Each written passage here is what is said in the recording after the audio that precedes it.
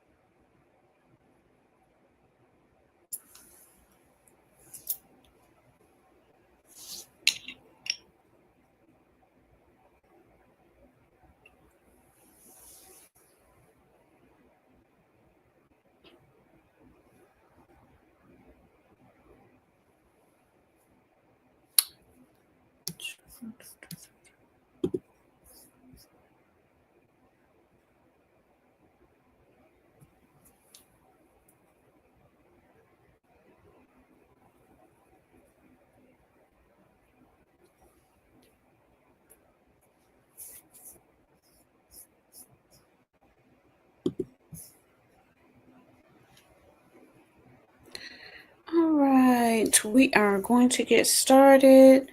I'm going to actually send this link one more time. Dundara did come out to say greetings to everybody. That's her little head right there. She's hiding it. She's all wrapped up in herself.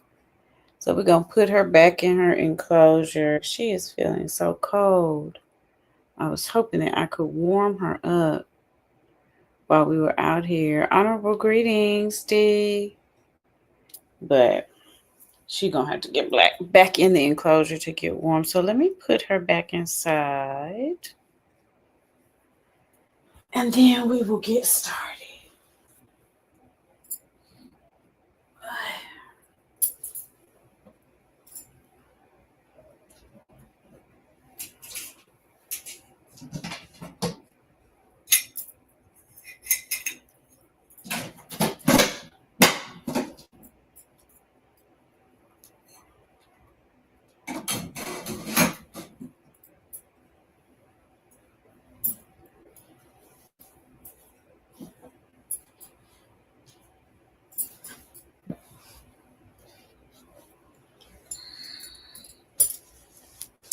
All right, we are going to get started.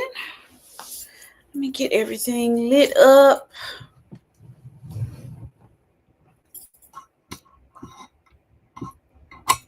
Make sure that everybody who needed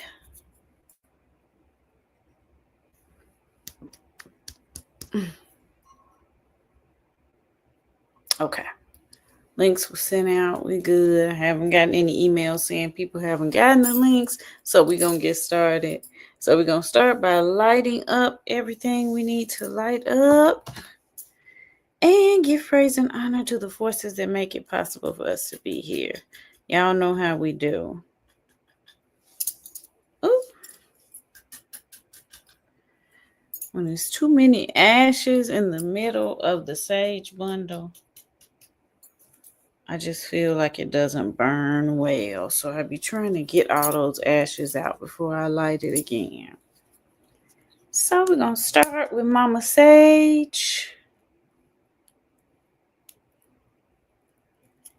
Gonna get everything cleansed.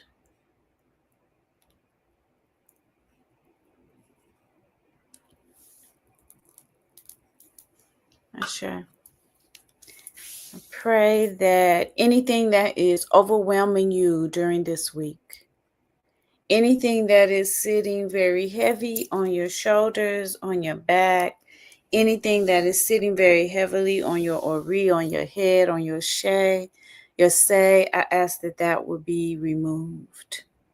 We ask Mama Sage to come in and to cleanse and remove anything that is overwhelming us, anything that is making us feel like less than the divine, powerful cosmic beings that we are.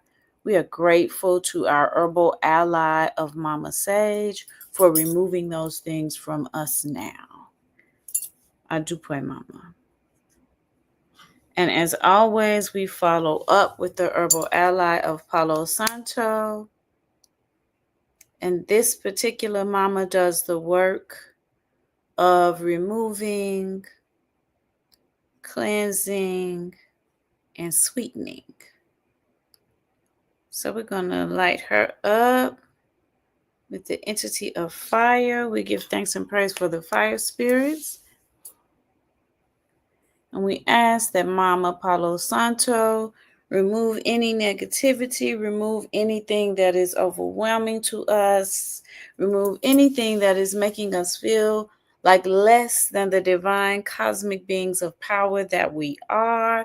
We ask Mama Palo Santo to make it sweet, make it sweet, make it sweet, Mama. We are grateful Tonight we're going to start with, this is one of my favorite incense in all the land. And I have the cones, but I love the stick of these incense. I love this incense right here. So if you ever wanted to give me any sort of surprise incense, it's this one. The Him green coconut. Because they have a brown coconut too that I don't like as much as I like this one. This one is just the sweetest, most perfect coconut to me. So Him coconut, my absolute favorite. Absolute favorite. So we're going to start with this. It's a very sweet smell and it's cleansing. Coconut is always cleansing. It's always strengthening to your head. It's always empowering to your ori, your say, your chi, your destiny that lives inside your head. So that's what we're starting with tonight. We're going to get one cone of that going. And then my other favorite that y'all know is the Satya jasmine. This is one of my favorite jasmine incense. And so we're going to start a stick of this up too with the coconut. And after that, we will begin by giving praise and honor to the forces that make it possible for us to be here. And then we're going to lean into our class today of rewriting our mother narrative.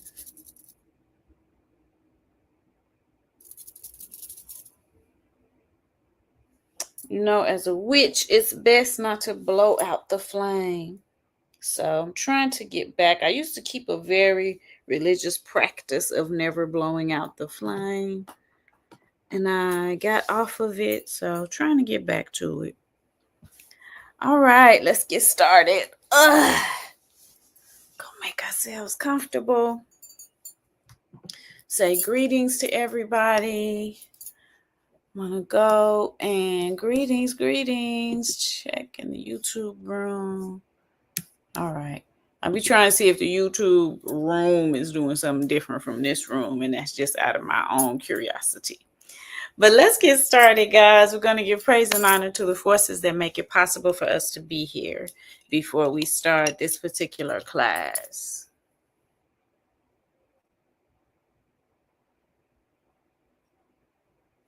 We give praise and honor to our mothers,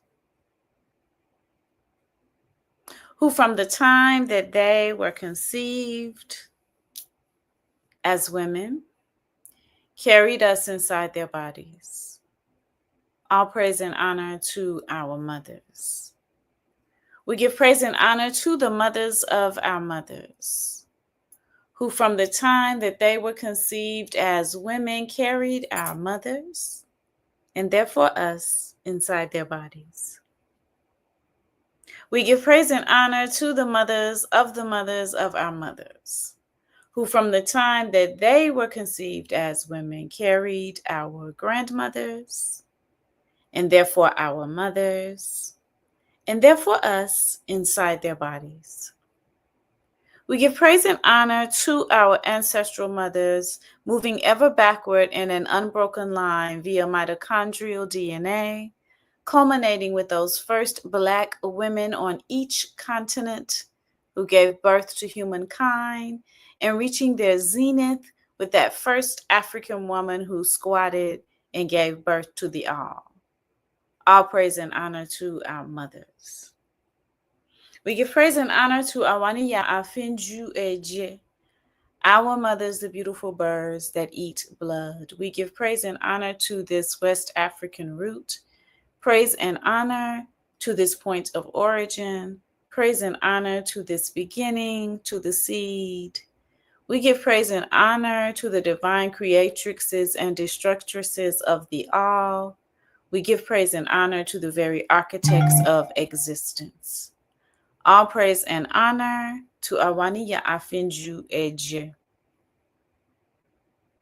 We give praise and honor to Oshun, Oreyeyo. Praise and honor to Ezuli Fueda. We give praise and honor to Oshumare. Praise and honor to Nana Baluku. Praise and honor to Earth Mother Onile. We give praise and honor to Oya, praise and honor to Yemanja. We give praise and honor to Gunigun, praise and honor to Osara, praise and honor to Odu. We give praise and honor to Yansa, praise and honor to Nayete, praise and honor to Afrikete. We give praise and honor to Azuri, praise and honor to Erzuli. We give praise and honor to Mawu, praise and honor to Aida Wedo. We give praise and honor to the cosmic mothers, those forces that make existence what it is and give us the ability to participate in existence. All praise and honor to the cosmic mothers. We give praise and honor to breasts, to womb, to vagina, to vulva, to clitoris. Praise and honor to hips and to buttocks. We give praise and honor to the divine sustainers of life. Praise and honor to the house of life force energy.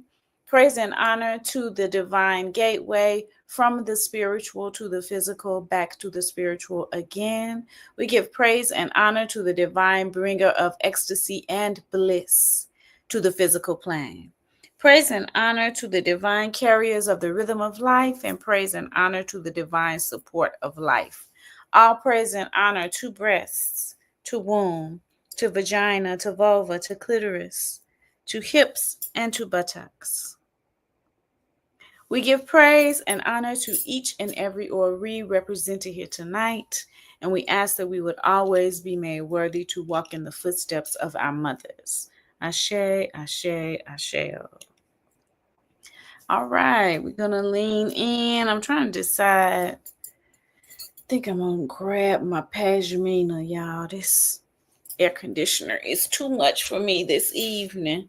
So let me grab my pashmina before we get started.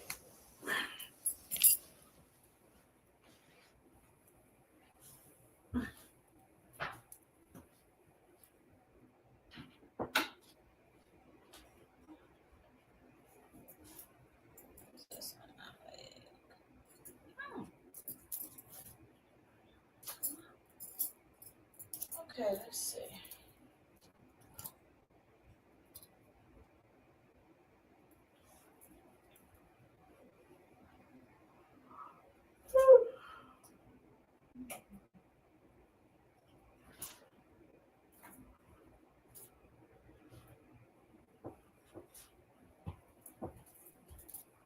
Okay, I'm going to use this one.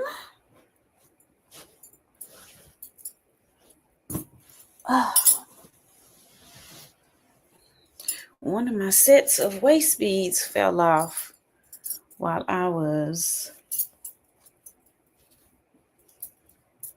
giving praise and honor. So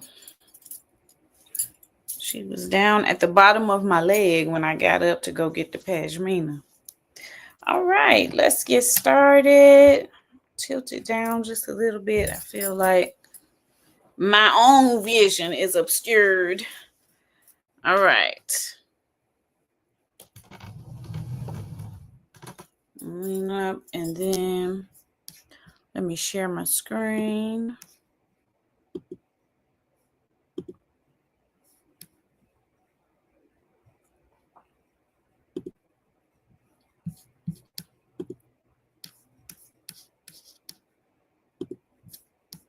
Okay.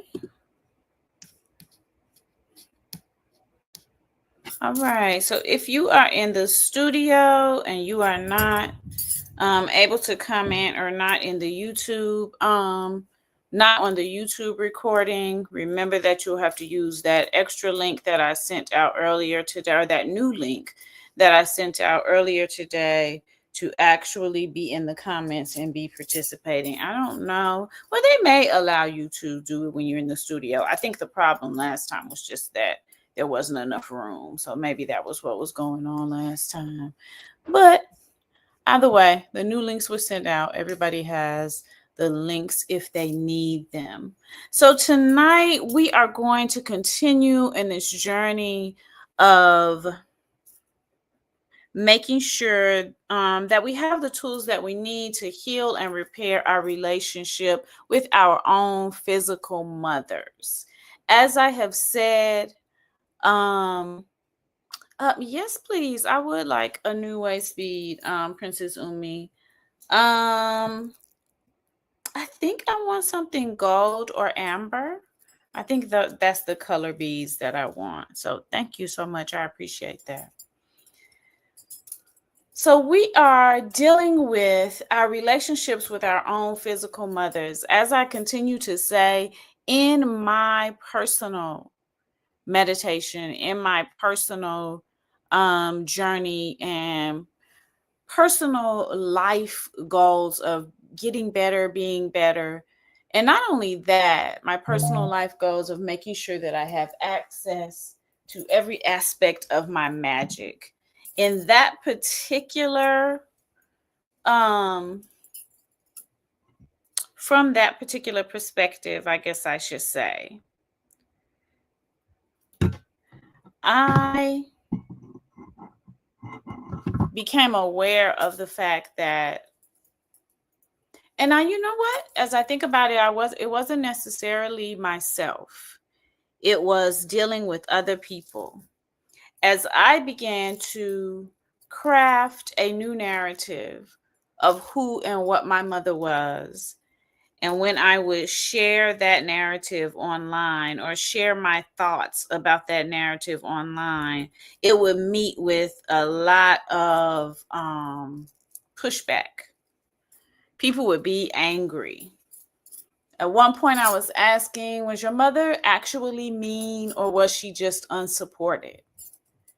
And almost well, that's not true, but a lot of people in the comments said, their mother actually was mean. She was very well supported. Everybody helped her. Everybody gave her money. Everybody did this and that. And she was just a mean person.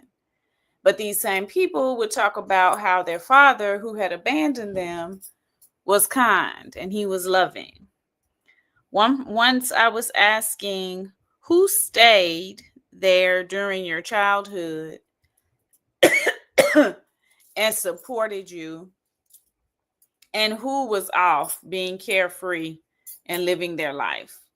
Who did the work of raising you and who was off carefree living their life?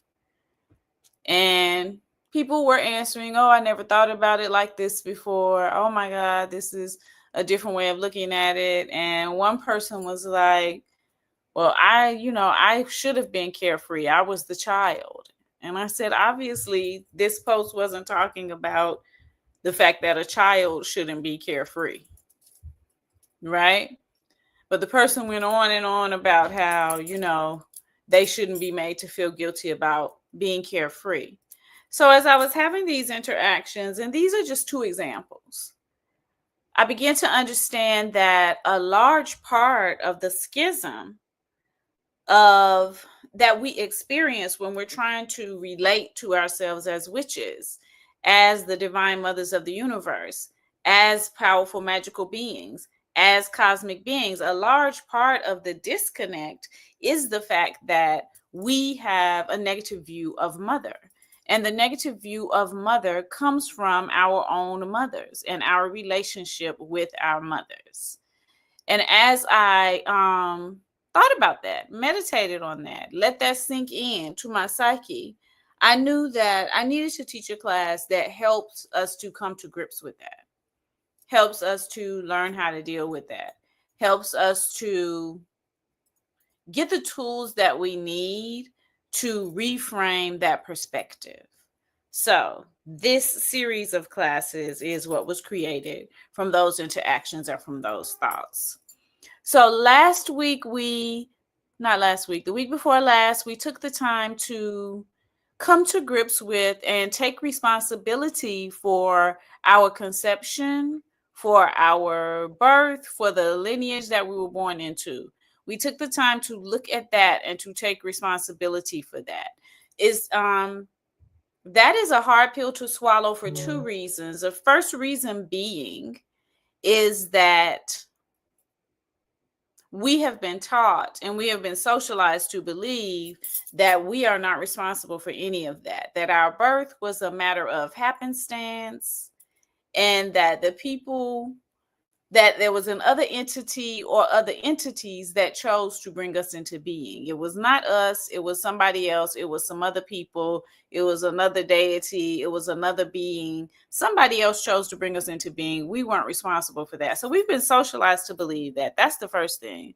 The second thing is that when you're socialized to believe that you're not responsible for something, you have never felt the weight of carrying the responsibility of it. So when you deal with the fact that from an ancestral perspective, our ancestors taught and understood and lived the reality that you are responsible for your existence. You are the one that wanted to come back into existence. You are the one that wanted to return to earth. And in returning to earth, you knew that you would be returning to that lineage, right?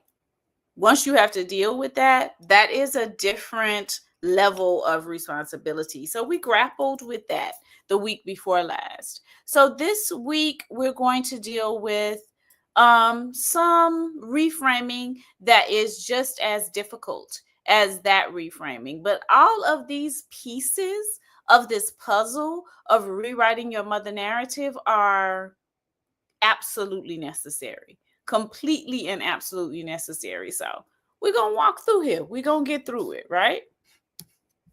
All right, let me go over here to the screen. Oops, not that screen. Make sure we over here. Not this one. You're not helping me, Canva. Here we go.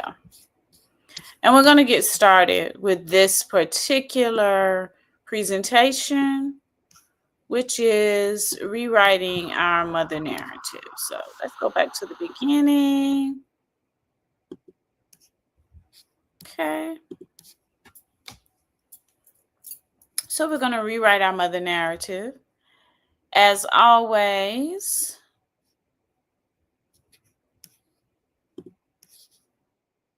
I began by sending Ogun out to protect all of my intellectual property, asking Ogun to deal with anyone who is using my intellectual property without citing and compensating me. I put that in the hands of Ogun and I asked him to deal with it justly.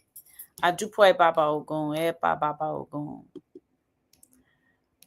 Of course, the next thing is that we want to acknowledge that I am right now on occupied Muskogee land that with infrastructure that was built by enslaved Africans. Always and forever, it is free the land, as I am coming to you from the land of Georgia in the Republic of New Africa. Free the motherfucking land today and always. All right, so tonight we are going to start with an acknowledgement of our own personal power. Hold on one second.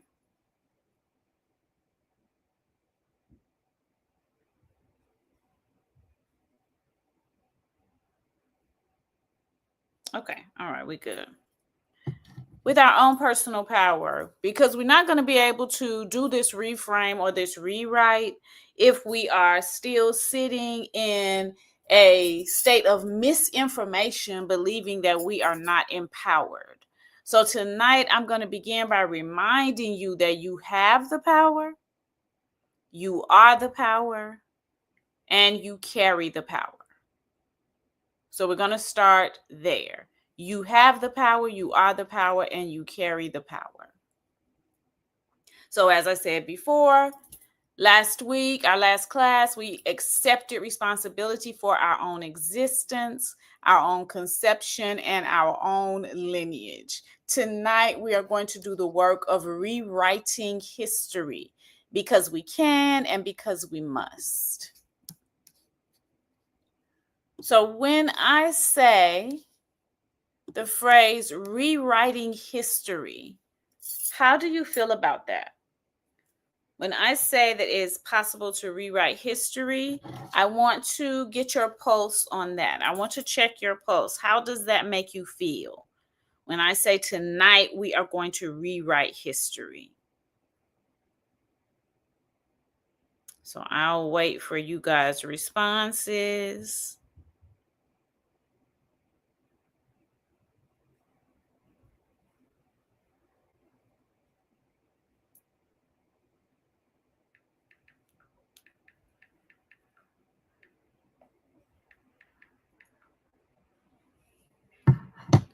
Feels like alchemy. Greetings.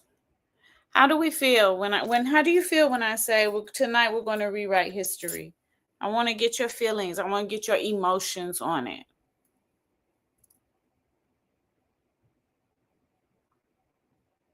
Ashe, looking at history from our ancestral perspective and not that from that of others. Ashe.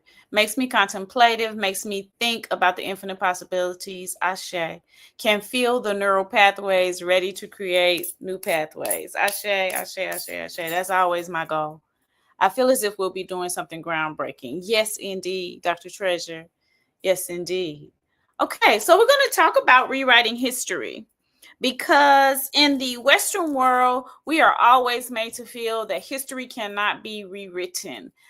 You watch a lot of movies, you hear a lot of people say you can't change the past. The past has happened. You can't do anything about what has happened in the past. That is what we are always told. That is what we are always taught. But the same people who are busy telling us that we can't rewrite the past have constantly rewritten their own past.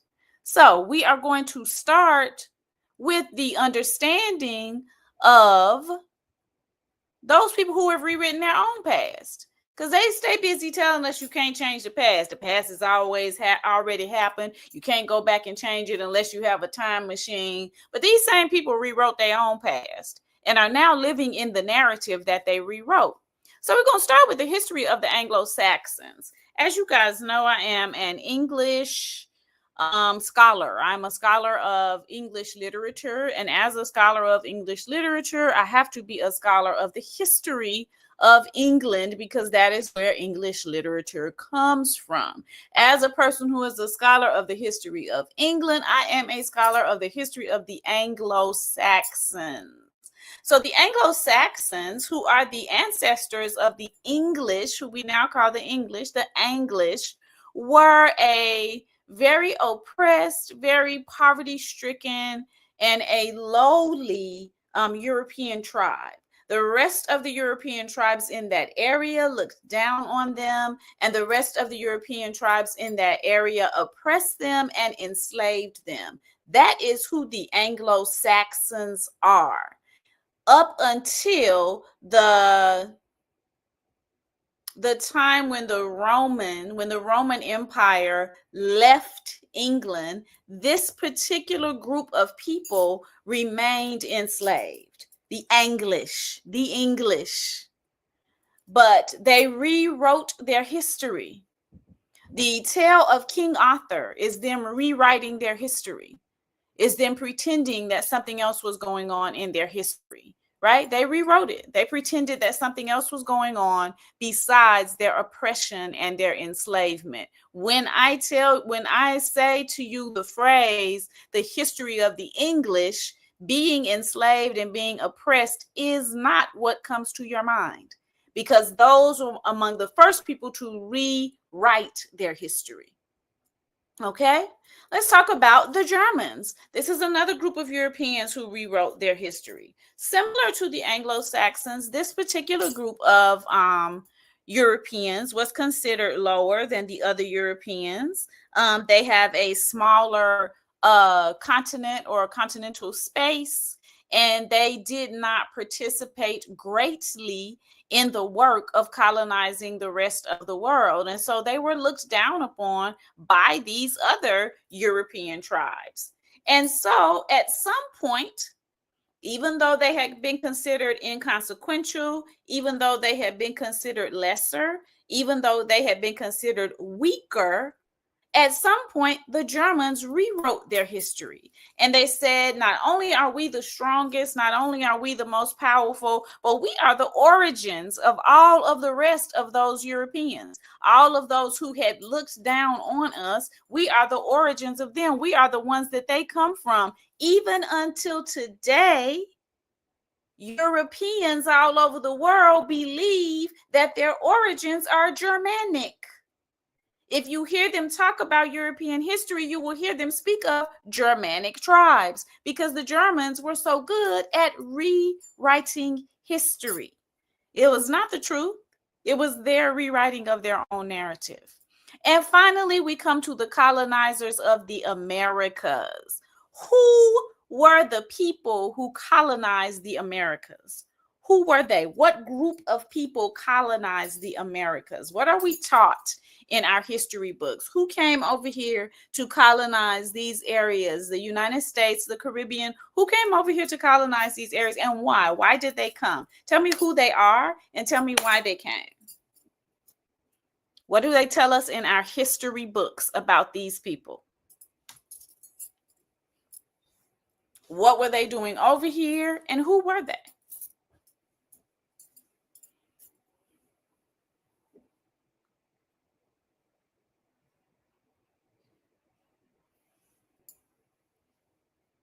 Yep, that's what they say.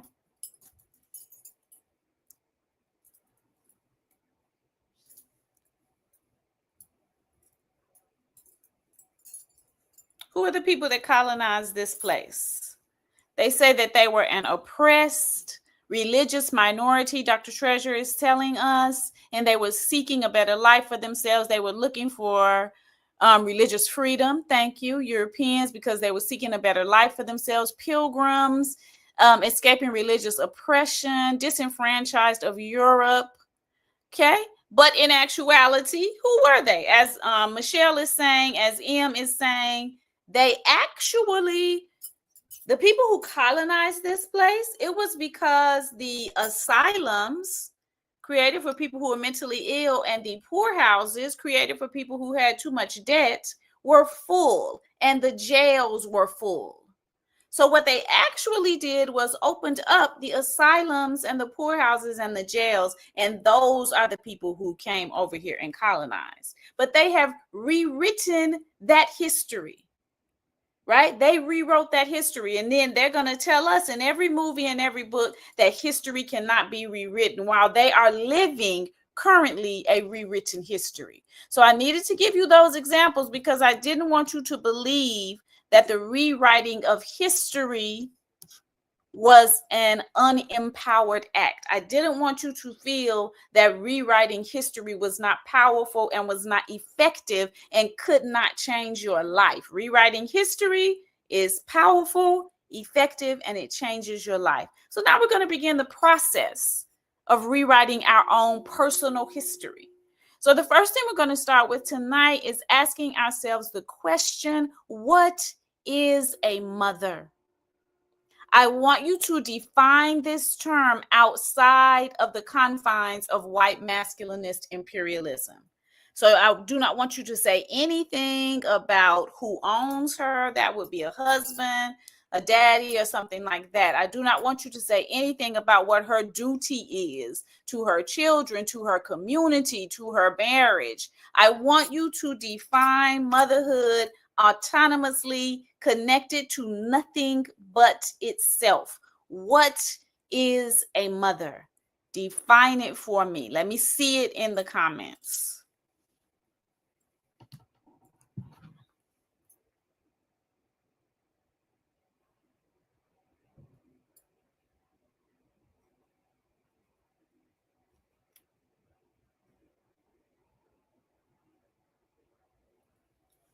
What is a mother? A mother is a creator. Thank you, Dr. Treasure. Beautiful. A mother is a creator. The divine creatrix, Eclair is saying. The bringer of life. Anatural is saying. The bringer of life. Maquila is saying. What is a mother? Outside of the confines of her connection to anything else. Ashe, a being who experiences love, pleasure, and creation and is beautiful for simply existing. This is Princess Umi. Now, Umi is a doula. So her interaction with mothers is very deep and spiritual. So I love this definition. Right? Mother is the force of bringing forth, Ashe, be it bringing forth life, love, nurturing, and creations. This is Mama Michelle, one of our master herbalists here in the coven and in the class. A being who is the embodiment of what balances existence. That is what Missy is saying. Agreed. So Define mother like this. Look at your definitions in the chat. Do not connect the being of mother to anything else.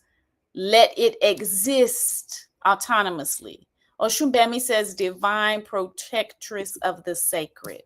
Ashe, I agree. So a mother defined outside of white masculinist imperialism. Oh, Gail is saying a mother is the original generator, the erector, the weaver, the keeper, the being, the creator. Ashe. A mother, this is my personal definition, is the carrying entity of the sacred cauldron in which the elixirs of life are mixed and animated. The genius of the body of the mother animates these elixirs into being. A mother, her body, is a hospitable place for existence to blossom. That is all that a mother is. That is, of course, everything, but it is not all the things, right? That's what a mother is, though. That's what a mother is, a carrier of that cauldron. So now we're going to get to our first rewriting step. The first step in your rewriting. Remove your mother's personality from your own personal narrative of her. Disengage those two things. Unlock those two things. Stop seeing those two things as connected. You exist. Your mother's body did an amazing job of making you and growing you until birth. Being conceived is magic. It is pure, unadulterated magic. People are going to try to tell you it's a whole bunch of other stuff, but it is magic, right? The vagina and the womb are spermicidal environments, but you exist. Whenever a sperm and an egg unite, the womb tries to reject and eject the fetus. That is a normal part of coming into being, but you are here. Very rarely within the patriarchy do women feel good about carrying and birthing a child, and these negative feelings often cause miscarriages. And yet we persisted, those of us sitting right here. The genius of our mother's bodies and our personal cosmic connection to those bodies made us whole, made us complete, and crafted us perfectly. This is the work of mother. This is what makes a mother. This is the totality of what a mother is.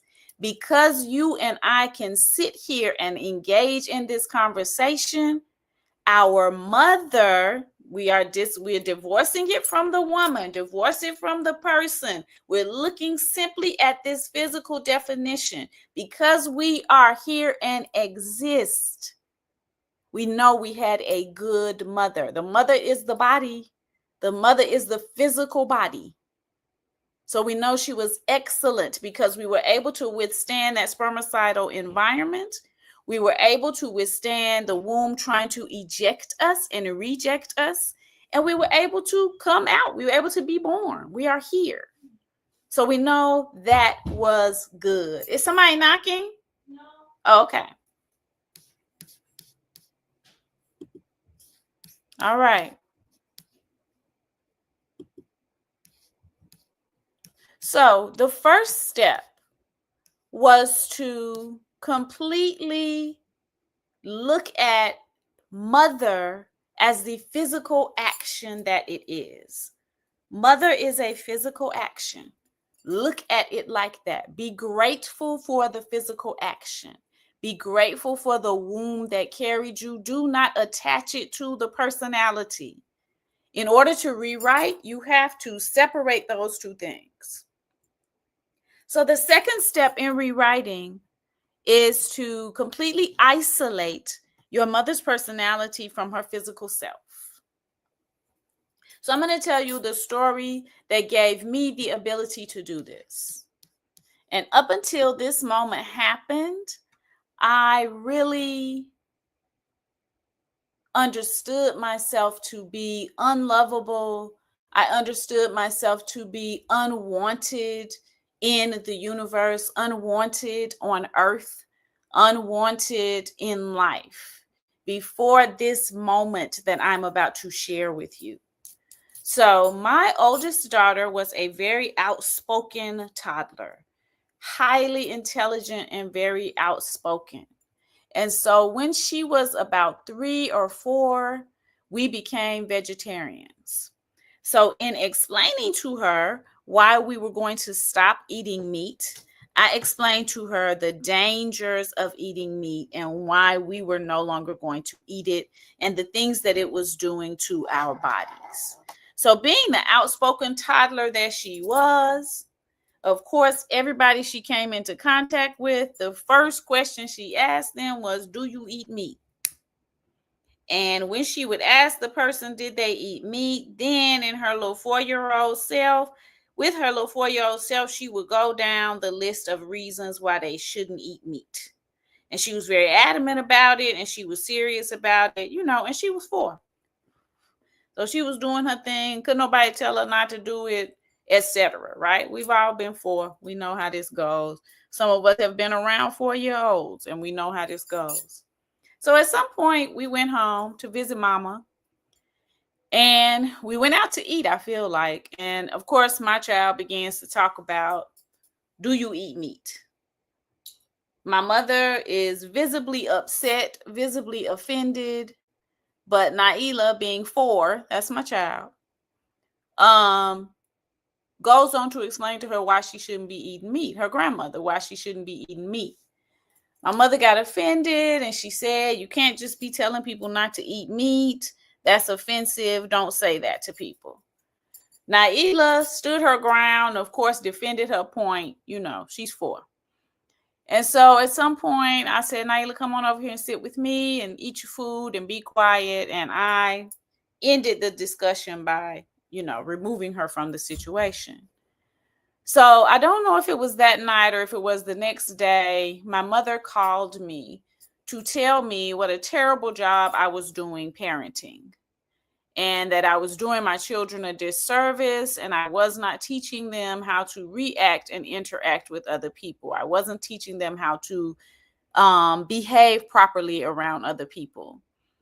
And she went on and on and on. And I, because of how I was raised, I listened to her, let her finish her statement. And then I said, well, I'm not really worried about it. She's 4. She's, to me, acting like a 4-year-old, doing something that a 4-year-old would do. And that offended her even more. She went into a tirade. She was angry, not only that my child had said that to her, but that I appeared to be defending what my child has said.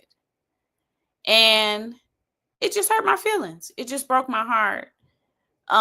It just didn't seem that important to me. She was very upset about it. She was very angry about it. And I thought that I was a good mother. So it hurt my feelings to hear my mother say that I was not a good mother. And even though I could see the ridiculousness of the situation, I still wondered whether or not what she was saying about me was true. And so I got off the phone, I cried, I went in front of my shrine, I was weeping, I was feeling bad. And my grandma came to me, my mother's mother. And she said in that moment, she apologized to me for how my mother was and is. And she said, she is actually giving you her best. This is the best she has to give. And I apologize because I did not give her what she would need to be able to give you something better than what she is giving. And so in that moment, with that conversation with my grandmother from the ancestral realm, I realized that my mother's personality had nothing to do with the physical act of her bringing me into existence. But not only that, she was incapable of giving me what I needed. And it was not because I was unworthy of it. It was not because I was doing something that meant that I didn't deserve it. There was nothing wrong with me that made me undeserving of her love. She simply did not have the capacity to give me what I needed. She was unable, emotionally, physically, and personality, whatever that is, unable to give me what I needed. She could not do it. So now I'm giving you this as your step 2. Your mother did not give you what you needed because she did not have the capacity to do so, not because you were unworthy of it. What you lacked in love, in affection, and in nurturing is a result of her shortcomings, not yours. So anytime self-blame creeps up, I want you to remind yourself of this reality. In that moment when my grandma came to me, I was very much healed of a lot of self-blame, of a lot of self-doubt, of the problems that I had with my own self-esteem, of the issue of seeing myself as unlovable or hard to love or difficult to love. I was very much healed of all of that just from that across dimensions conversation with my grandmother. So I'm having the same conversation with you. Whatever your mother didn't give you is because she couldn't. She was physically and emotionally unable. She did not have the capacity. It had absolutely nothing to do with you. So first, divorce the physical act of giving birth from the personality. And second, understand that the personality has to do with her. It has nothing to do with you. Anything that you did not receive is because this person didn't know how to give it. Right? Okay. We're going to go on to our rewriting step number 3. Express gratitude for the unique rewards that you were given by choosing your mother's physical body to gestate in. So this is my own personal gratitude. I am happy that I was baby number 6. My mother was used to pregnancy by the time that I was conceived, and I did not suffer internally while I was living inside of her, as my older siblings did, by being carried by someone who was afraid, who was scared to be pregnant.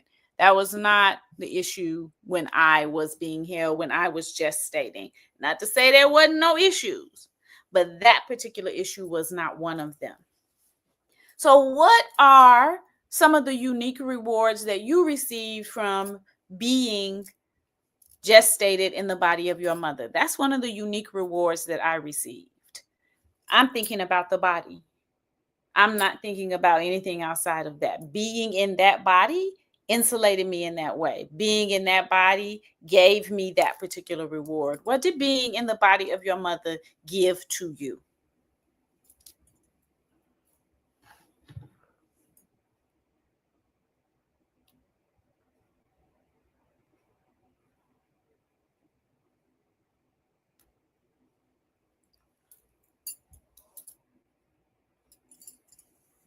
Right. And I was thinking about that. There's a lot of physical characteristics. This booty, yes. All this hair, yes. A lot of beautiful physical characteristics. This is my mother's face that y'all looking at. This is my mother's voice that I speak in. This is my mother's body. I always felt like I wasn't loved by my mother and expressed it by saying I wasn't loved. She told me to rewrite the narrative, and I thought that it was her way of getting out of it and not loving me, but I get it now. Exactly. Mama has a banging body. Yes.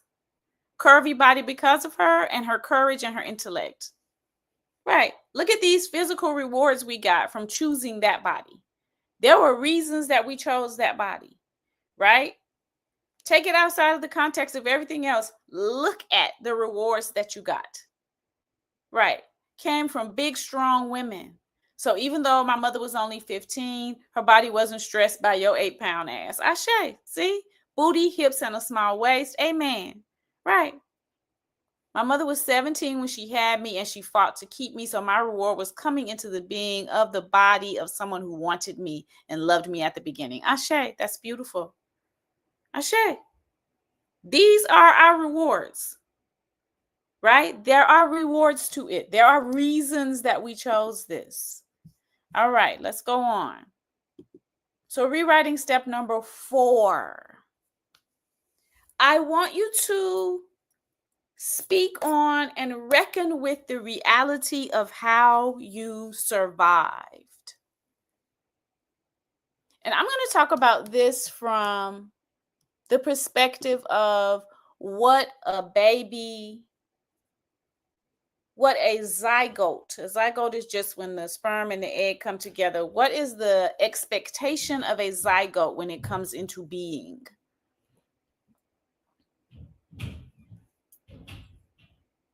I want to share what everybody else said. Hold on, let me share this first. Trying to scroll up. I'm teaching the class. What you need? One set of them maybe, but I'm not sure honestly.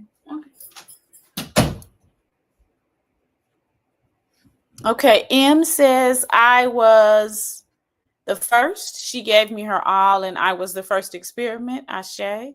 Kalima says this body is a gift. Ashe. My mother was beautiful, and she was a very high achiever. Ashe. My mom was in love with my dad, and I know that I was a love child. Ashe. That's beautiful. My mom hid her pregnancy due to being 14 and 15, and her friends surrounded her in love, and I was a mini majorette. I love that.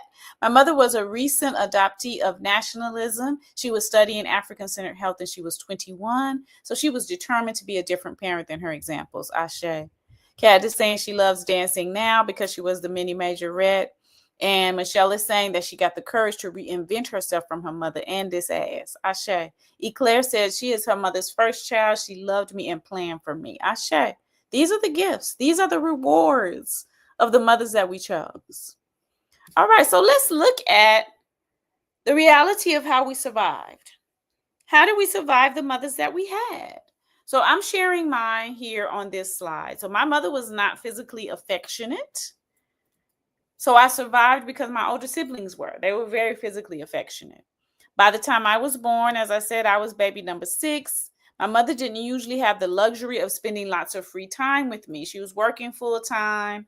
She had a lot of other things going on. But my grandma did. So I spent a lot of free time with my grandma. My exuberance irritated my mother, so she didn't compliment me often. I was very active. I did not and still do not yield to authority very well. I am very I oppose authority all the time. It's how I was born. I was loud, I was outspoken, and that was irritating to my mother. When I became a mother, I understood it, but as a child, it was, I felt like I was just problematic, and I was. So that irritated her. So she didn't compliment me often, but my teachers, the ladies at my church and the ladies in my community were constantly complimenting me, telling me I was smart, telling me I was funny, talking about my brilliance. They would always encourage the stories that I told and my writing skills and my storytelling. They did that, right? In some of the ways that I needed to be mothered, other mothers stepped in and mothered me. So when I research and learn about the cosmic mothers, I do not have to say inside myself, my mother never did that for me. I can point to the mothers that the cosmic mothers sent to me, and I can feel the love that they have for me.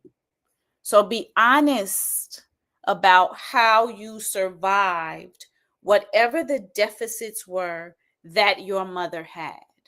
When you are rewriting your mother narrative, none of this is about lying. None of this is about sugarcoating. None of this is about pretending.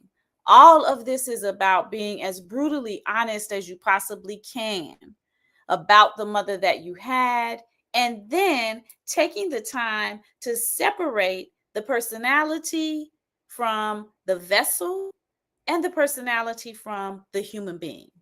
That's what we're doing here tonight. We're not lying. We're not pretending. We're not sugarcoating. We are not, what is that other word, guys? Romanticizing. We're not doing that. We're being honest.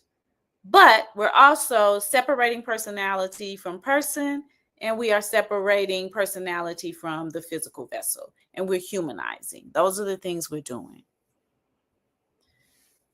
Nikki says, my mother was 14 when she had me, and she told me she was honored to get to grow up with me. Ashe. Beautiful. All right.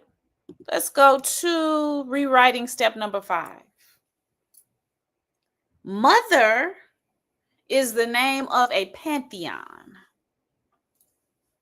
It's the name of many, many beings. It's the name of a group of beings. It is not the name of a person. Maiden Mother Crone is how we often hear this group of beings referred to, right? One gives birth to us, but it takes all of them to mother us. In our communities, we should have aunties, big sisters, cousins, neighbors, teachers, mentors. All of these create the pantheon of mother.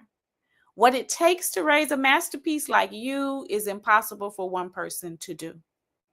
You are the product of a pantheon. And this is why I use the term the mothers. When I'm referring to the great mother, the ancestral mother, the cosmic mother, I say the mothers, so that we're clear that this is a pantheon, this is a group. So the next step that I want you to take, step number 5, is to recognize the mother pantheon in your life and lean in.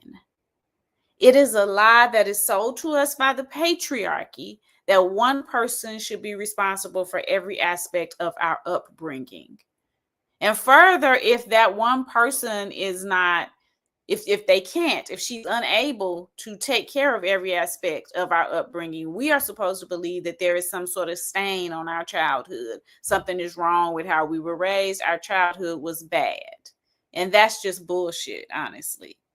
There is no ancient society of any race, of any ethnicity, of any tribe that practiced the nuclear family. The nuclear family is a destructive tool of the patriarchy. It is created to destroy people. It is created to make people weak. It is created to keep people from flourishing, right? Every child belongs to everyone. That is the truth of existence in every human society before this one. So now I'm going to tell you the story of Fatu to illustrate this point. So I had a friend one time who went to visit Gambia. And while she was in Gambia, she stayed in a beautiful compound that had, it was a brother, his wife, and I want to say her sisters and her mom. Then they had some people that helped with the house, some people that cleaned the house, and some people that helped with childcare and cooking. So all of these people lived in this compound. And so at some point, the wife became pregnant and she had a little girl, beautiful little girl. I cannot remember the little girl's name. I feel bad. But the wife's name was Fatu. And Fatu was young. She may have been 20, 21. And so she had this little girl baby.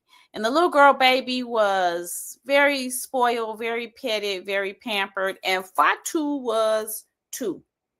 So all day long, the little girl baby would be over here with auntie, and she would be over here with grandma, and she would be over here with big sis, and she would be over here with the nanny, and she might be over here helping the cookout. This is all day long, right?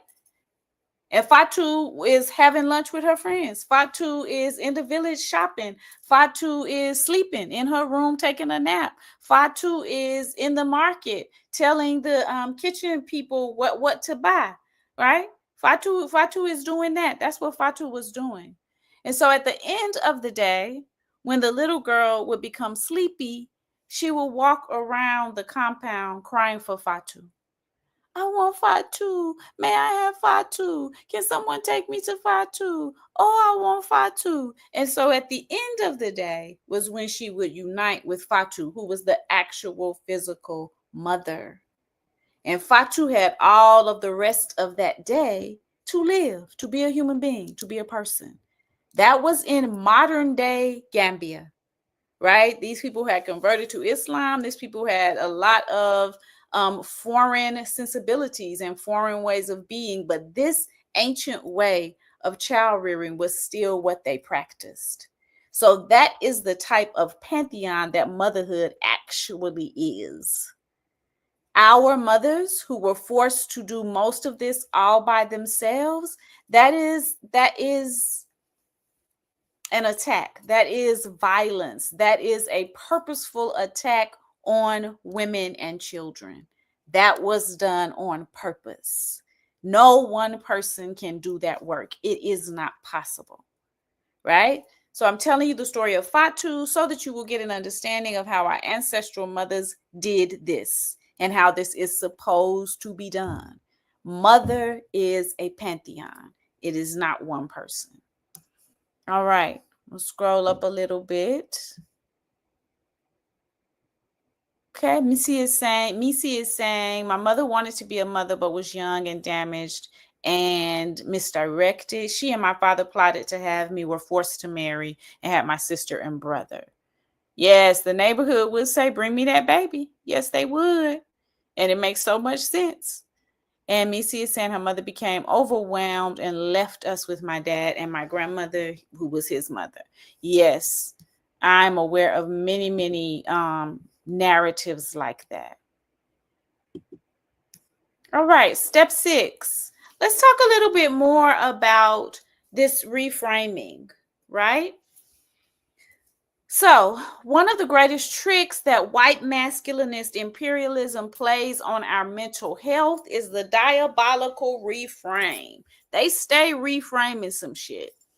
And this reframe be making us believe that things that are actually totally normal are detrimental occurrences. Normal happenings with that white masculinist imperialist reframe are made to seem like detrimental occurrences. This strips us of our ability to accurately analyze reality. So tonight we're going to take that power back, and I want you to analyze your mama. Keep her actions separate from her physical function, but analyze her actions. Analyze the actions of your mama. Think about why your mama did what she did. Look at what Missy just wrote. This is a good example of taking the time to actually analyze. Look at this. She became overwhelmed, right? Exactly. Her mother wanted to be a mother, but she was young, damaged, and misdirected. See that? That's analyzing. You taking the time to analyze. So take the time to analyze your mama. In the chat, let's put some of our analysis of our mother, actually taking the time to analyze, not letting white masculinist imperialism decide what we think about the actions of our mother. Let's analyze it on our own, using our own high intellect, using our own deep and powerful analytical skills. Analyze your mama. What do you think about her and her actions? And then once you guys have given me a few, then I'm going to share my thoughts on the actions of my mother. But yeah, what you think? What are your thoughts? What I'm seeing in the chat is very much analytical, right? We are analyzing.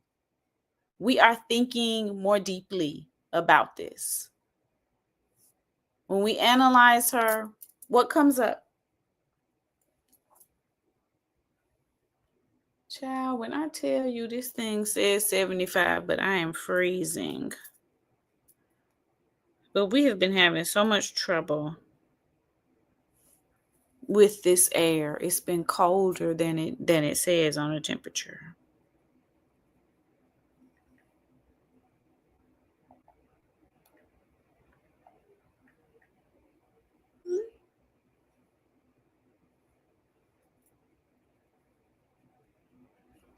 Okay, Michelle is saying, dealing with my daddy, I understand why she was so reactionary. Knowing that her bucket was only half full, she managed. Ashe. Ashe.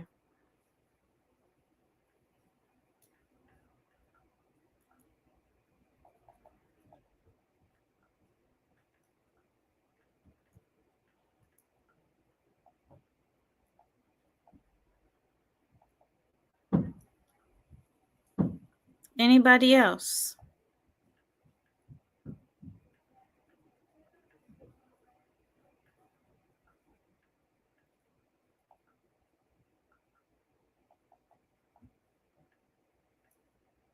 Child.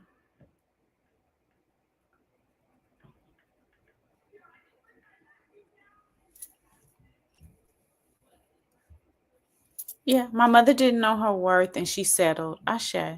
My mother never meant to get pregnant. Her consent was not given. Ashe. I am a child of rape. Her naming of me treasure was a clear stake in the ground. Ashe. Mm-hmm. My mother did not know her worth and settled. Ashe. She was extremely resourceful. Hold on, I'm going up, I'm going up, I'm going up. She stayed with my dad as long as she could, even though the relationship was abusive. She finally decided to divorce him. And the name Treasure was a stake to not blame you. Thank you. As a single mother of two kids by the time she was 19, having escaped an abusive husband, my mother struggled to find a balance between mothering and experiencing the joy she came here to experience. Ashe. I know my mother was never taught to love herself. She was too young to learn on her own before I was born. Because of that, she would never love me the way I needed her to. Now that I'm 46, I see it. Ashe. My mother is a lover girl. She wanted to have the happily ever after with my dad, but the love wasn't requited, which also led to her emotional detachment. My mother did not know her worth and settled. All of our mothers were resourceful. Yes, they were. Ashe, my mother, it really is a divine creatrix. Even though she loved and planned for us, my father did not make our life easy. She made ways out of what appeared to be nothing. Ashe. Ashe. So this is the person, right? So when I analyze my mama, so my mama was a nerd. She was the nerd in the school. People made fun of her. People bullied her. And somehow at 17, she wound up pregnant by the most popular, but one of the dumbest guys in their high school.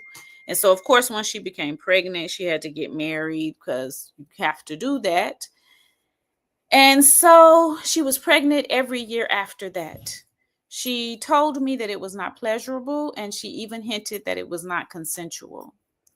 So, what should anyone's realistic expectation be of a woman who is in this situation? So, once I heard that, I had heard it many times throughout my life, but once I actually analyzed it, the way that I personally feel is that anything I received outside of what was humanly possible in that situation, I am exceedingly grateful for. The fact that she mothered us at all under these circumstances qualifies her for sainthood. Ain't she a saint? So that is when I analyzed my mother through my own eyes, through my own lens.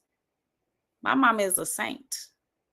To mother us at all under those conditions, when she's telling me that the ways we were conceived were not pleasurable and oftentimes not consensual, to mother us at all, she's a saint. Ain't she a saint? That's a saint right there. That's how I feel about my mama once I actually analyzed it, right? Everything ain't personal. Everything ain't personal. Some stuff is real, is reality. My mother did the best with what she had as a single mother of 4. She mothered in the way she thought I needed to survive this world. She was raised to be critical of herself and internalized patriarchy. Yeah, my mother too. My mom was also a nerd and became pregnant in high school by a popular football player who was nowhere near qualified to access him. Girl, because what in the hell? She married him and they divorced 2 years later. Yeah, mine stayed married for some longer than a decade. So yeah. All right. So step number 7 in rewriting. I want you to be realistic but honest and speak honestly about your mother. So my story of this, what's going on, guys? Nothing, I'm just cleaning. What are you cleaning? I was cleaning my tub. Oh, okay. So my story of this is the story of the first anniversary of when my mother passed away. So my mother had 7 children, and after she passed away, we created a group chat. We didn't have a group chat before then. And we created a group chat and we would share memories of her. We would talk about her. And so at some point came the first anniversary of her passing away. And people were, we were putting things in the chat, memories that we had of her and things of that nature. And so my baby sister is a holy roller Christian type of lady. And so she came in the chat and said that she had memories. Now, none of us had put any memories like this in the chat. But she said her favorite memories of mama were of her reading the Bible before going to sleep and teaching Sunday school. And I think teaching her the 10 Commandments or something like that. And I don't know how many times y'all have heard me speak about my mama, but anybody who's heard me speak about my mama can pretty much say that none of that is true. My mother used to read us Dune as a bedtime story sometimes when she had time to do it. Sometimes she would read a Stephen King book. She taught us how to meditate. She believed in reincarnation, talked about it all the time, taught us how to do that. One of her long-term lovers was a follower of the Bhagwan Rajneesh. So y'all know the people who wear all the red and the orange and sell the flowers. So he would be in the house and we would be meditating, and for a minute we was vegetarians with him, and they, smoked marijuana. So this was my mother. That was literally the mother that we had. But this was the memory that my baby sister put in the chat.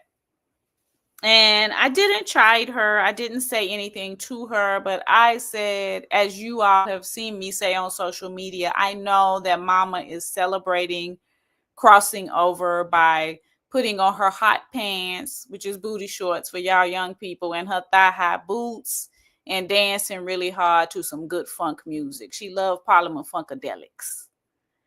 So that's being honest. Be honest about who your mother was. You don't have to create a narrative that isn't true. Be honest. So in my brutally honest summation of my mother was me. She had a slick mouth. She loved to dance and sing and party. She loved to be loved by a passionate man. My mother was materialistic and she was judgmental. And because she was so beautiful, she felt that beauty made her entitled to many, many things. Many of our disagreements from when I was growing up to when I got to be an adult were based upon her views of life that were sometimes shallow, right? So I'm not saying that you should lie about any aspect of who your mother is. I'm saying humanize your mother and see her as the human being that she is. Be brutally honest. See her as who she is, right? Okay, Nikki is sharing. All right. She did the best thing because she knew she wasn't equipped, but she left us with the woman she knew was. This is Missy. She's talking about her grandmother, right? Nikki is saying her mother hid her shame from me because we come from church-going conservative families. So you don't think her emotional detachment came from trying to be an authority figure. You think it came from being an authority figure that she was never ready to be. Ashe. My father told me that I was conceived in the woods. I know she would be mortified if she knew I knew that. Them daddies be telling it, don't they? Yes. Oshunbemi says, my mama stayed in the streets when I was a little girl. She was young. I love that she was able to lean on her family and community to support with her kids so that she could still have fun. My mama stayed in the streets too. And I love too that she was able to do that. Once she divorced daddy, she moved back in with her mama, and boy, she would be in them streets. She would be in them streets. And I'm happy for her because she loved partying. She loved a good party. She loved to dance. She loved good music. She loved good high grade. She loved good liquor, right? She loved that. So I'm glad that she was able to do that. All right. So step number 8. Who is your mother? I want you to use the previous steps to write a new definition of your mother, separate from the definition that you had before. Also, separate her personality from her physical body and humanize her, but be brutally honest about who she is. Right? Who is she? Right? She's very materialistic. My mother too. Hold on, I'm gonna go up. Eclaire says, my mother is an artist, a painter and a writer. Ashe. But she found safety in Christianity because she tied herself to my father, who in many ways killed the wild, free woman that she was. That happened to my mother too. My mother too was an artist. Michelle is saying, my mother is very materialistic, but I understand it because she grew up with dirt floors. Ashe, she has to be in control, and she uses money to control because that's how men taught her. Ashe. Missy says, my mom always has and always will be that bitch to step on the scene slayed. Ashe and amen. Oh, we at the point in the session where we tell the truth. Ashe. My mother cursed out so many people in Meridian, Mississippi. It is legendary. All praises. All praises. I love it. I love those kind of stories about our mothers. I love when you get to the point in your grown woman journey when you embrace that audacity, when you see where that audacity came from, because so many times I was ashamed of my mother's audacity. But then I got to the stage in my grown woman journey where I see where it came from and I embraced it, right? I embraced it. On the flip side, my mother loves to dance and sing and party with her disco music and soul and funk. Ashe. Always being accused of not dressing her age. My mother either. Her and my teenage older sisters had matching outfits. They would wear matching outfits all the time. Mama was a card, outspoken, stated her truth. Ashe. Mama was a wild woman that people knew better not to cross. Ashe. I love it. I love it. My mama too. My mama too. Didn't nobody want to be on the receiving end of that mouth. That mouth was slick. That mouth was slick now. She wasn't playing with that. She was not playing. All right. Final step. What aspect of your personality did you get from your mama? When they say she get it from her mama, what they talking about? And if your mother has passed on, what will you guys have to reconcile on when you see her again in the spirit realm? Right? My mother knew how to feel deeply, party, and dance, and even after death, is still described as so full of life. Ashe. The audacity, yes, I love it. My mother set so much of who I am in motion. She took audacious niggas to graveyards and left them there. Ashe. She was bossy and expensive. She was a dancer and was a pageant girl. Ashe. She is a passionate, outspoken woman with a slick tongue. She loves to party and have fun, and she loves to write and has deep emotions that she hides. Ashe. That long memory and that sharp tongue. Same. Right? Right? Ashe. So we can look at many of these things as a point of pride. Look at much of this as a point of pride. When we spoke earlier about why did you choose that physical vessel, these things that we're now saying at the last slide are also part of why you chose this person. Think about the times that we're living in. Think about what is required for us to survive these times that we're living in. What is required for us to create community with each other in these times that we're living in. Think about that, because a large part of why we're able to even sit here and be courageous enough to create community is these wild ass mamas that we had.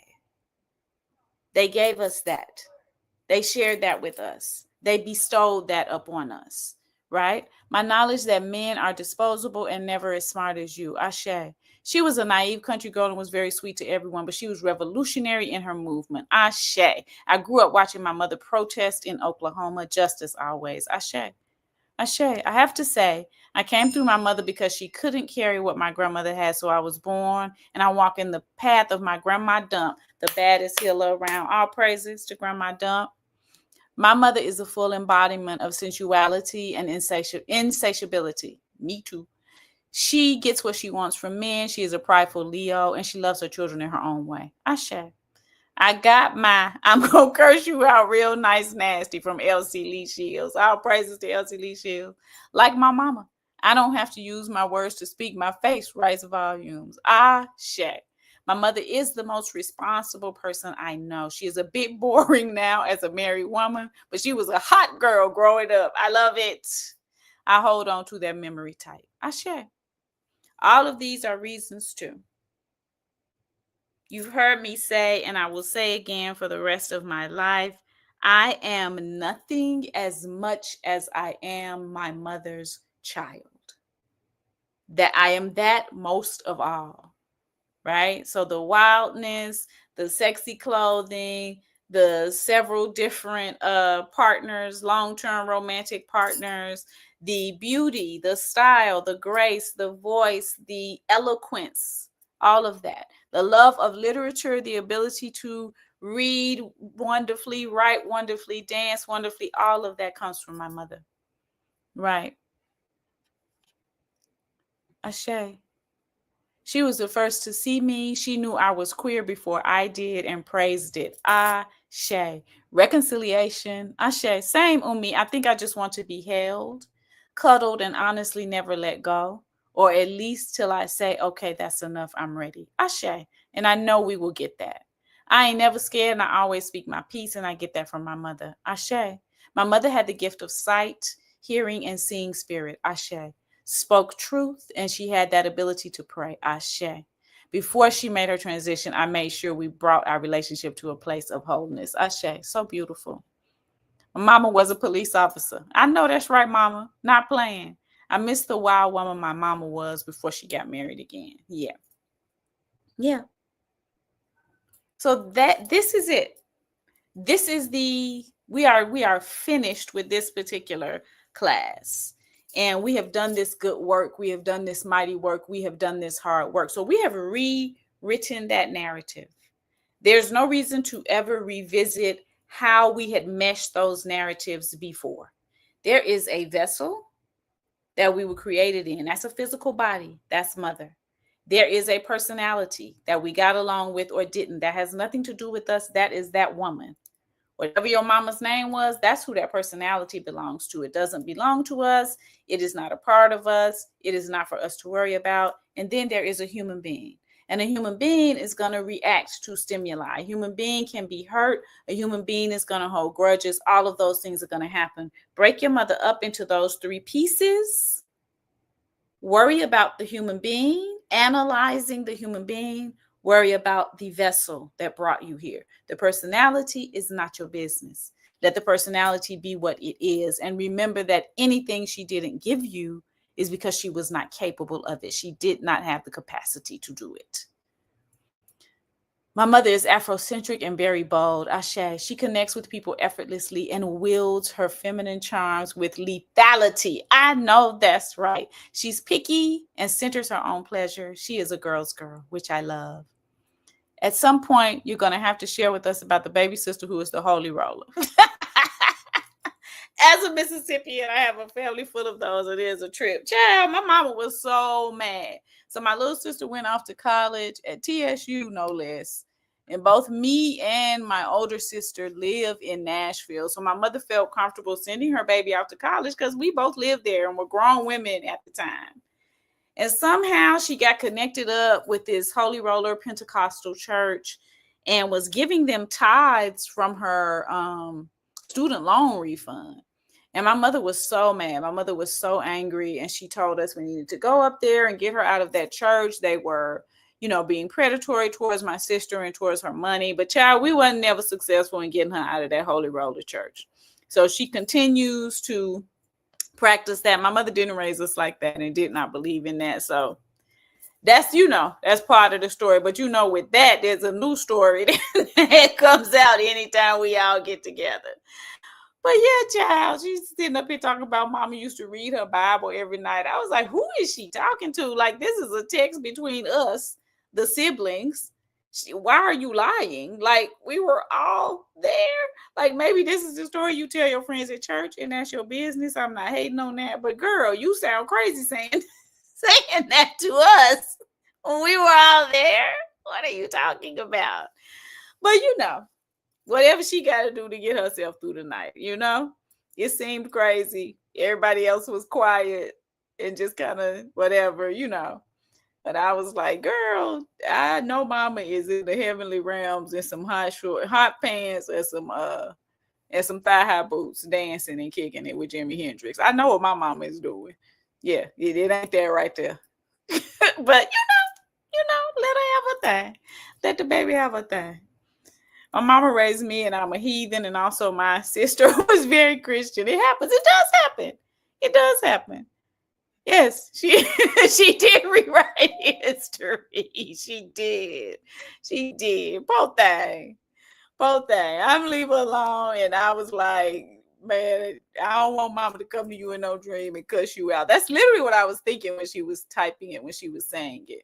Because my mother, she was a hippie in the 60s. She smoked weed. She was a vegetarian. She was in a plural marriage. She was somebody's second wife.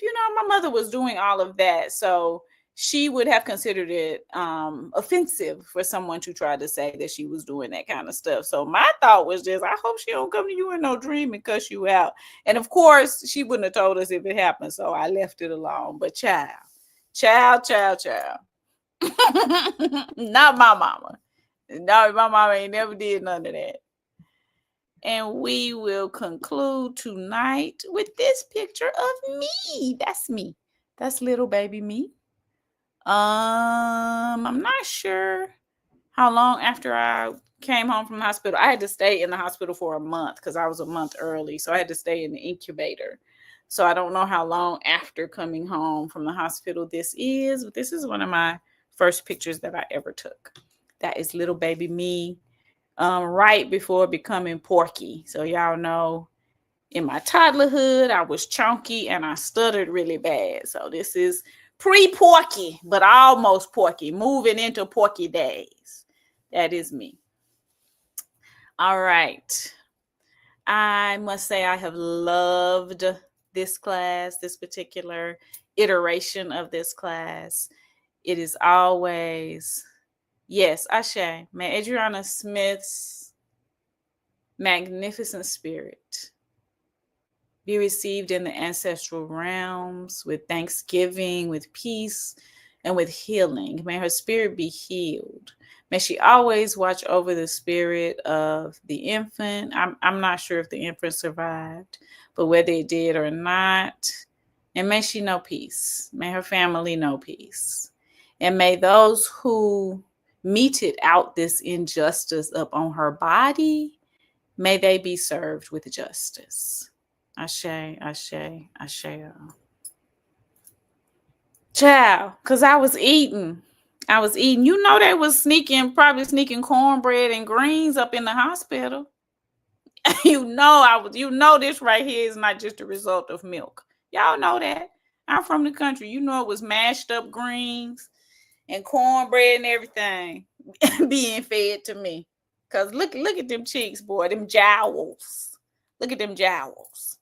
And them arms, them screw-on arms, baby. I was eating good. I was thick, as a baby should be. They was sneaking the chicken bones up in there for me to suck on. Yes. It is the perfect class for the new moon. Blessed new moon to each and every one. You all are so welcome for the class. Y'all are so welcome. I am so glad that it was medicine for you. It was medicine for me too. Y'all are welcome. All right. There was no class last week. Deborah, I had just gotten back from abroad, so I did not teach last week. I did not even attempt. So this is our first class since I've gotten back. So I will see you guys next week. Next weekend is actually my family reunion. So week after next, I'm sure I will come back with many a tale to share. All right. Yes, I know. New moon in Cancer. It on me. I just got through eating. I wasn't crying. I'm blowing bubbles. And look at the little hands. You're right. Somebody had just gave me some greens and cornbread in that moment. You guys are welcome. Enjoy the rest of your night. Blessed new moon. Blessed summer solstice. Thank you so much, Sister Michelle. Ecstasy, abundance, and bliss to each and every one within the sound of my voice who is wishing the same to me and mine. And as always, we wish the lessons of life on those who are ignorant enough to wish us otherwise. Enjoy your night, guys. Peace.